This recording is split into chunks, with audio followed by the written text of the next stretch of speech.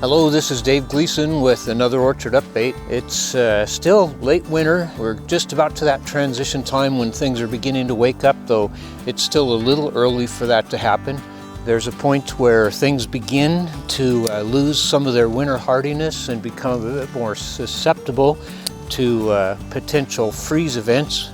So far, though, we've had some days in the 50s, and like I say, we're seeing just a little bit of bud movement, a little bit of green shown on the very tips of some of these buds. And I've picked a few, have some on the back of my pickup. I think we'll go take a look at those. We can do some analysis at this point, and then it adjusts our pruning.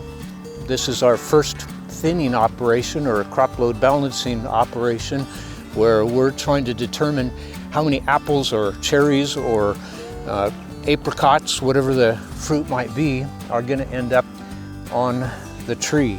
If we have too many, they're too small. If we have not enough, then of course we have low yields and need to have enough to cover costs and hopefully make a profit at the same time. So this is a gala, and buds are fairly large in this case.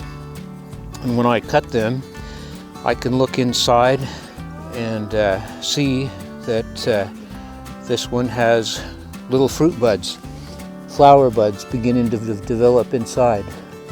Flower parts are round. You can see the ovaries and parts of the flowers inside, where if they're just leaves, then everything's very linear. So like I say, with these gala buds, there's really not much happening on these. They're fairly tight.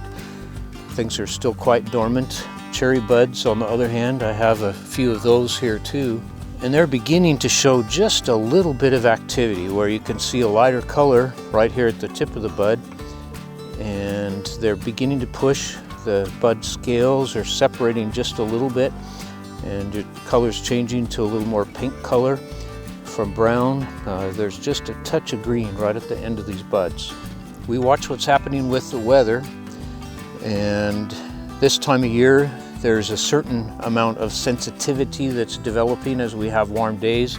Things start happening, and new tissue is more sensitive to sudden cold events.